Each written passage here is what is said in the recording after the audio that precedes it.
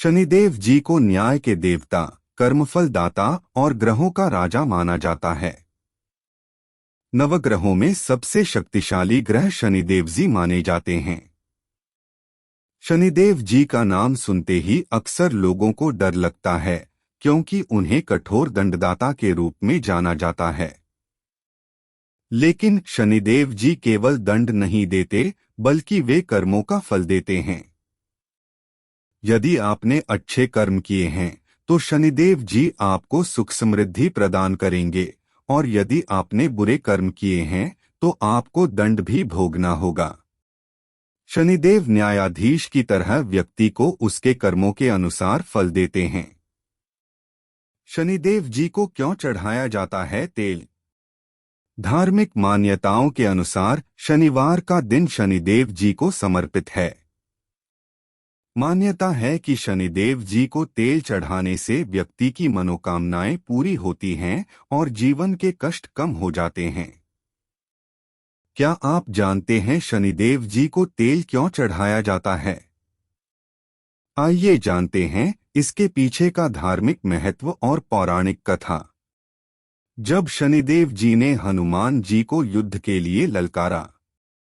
पौराणिक कथा के अनुसार एक बार शनिदेव जी को हनुमान जी के बल और पराक्रम के बारे में पता चला।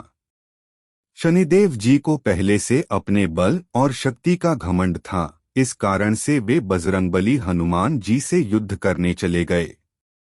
न्याय के देव हनुमान जी के पास पहुंचे तो देखा कि हनुमान जी एक जगह पर आंख बंद कर राम जी की भक्ति में लीन बैठे थे, लेकिन शनिदेव जी ने फिर भी हनुमान जी को युद्ध के लिए ललकारा।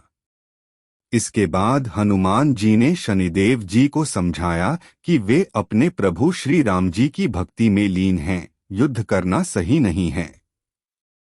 समझाने के बाद भी शनिदेव जी युद्ध के लिए अड़े रहे। शनिदेव जी के न मानने पर बजरंगबली युद्ध के लिए तैयार हो गए। जब दोनों के बीच युद्ध शुरू हुआ तो हनुमान जी ने शनिदेव जी को अपनी पूंछ में लपेटा और पत्थरों पर बार बार पटका। इसके बाद शनिदेव जी काफी घायल हो गए और हनुमान जी से माफी मांगने लगे।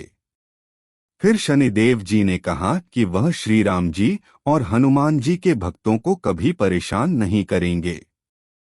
इसी के साथ जो भी श्री राम जी और हनुमान जी की पूजा करेंगे उन पर भी वह कृपा बनाए रखेंगे। युद्ध के बाद शनिदेव जी को काफी पीड़ा हो रही थी। दर्द पीड़ा को देखते हुए हनुमान जी ने शनिदेव जी को तेल लगाया, जिसको लगाते ही सारा दर्द गायब हो गया। फिर शनिदेव जी ने कहा कि जो भी मनुष्य भक्तिभाव और श्रद्धा भाव से तेल चढ़ाएगा उसके सभी कष्टों का निवारण होगा और मनोकामनाएं पूरी हो जाएंगी।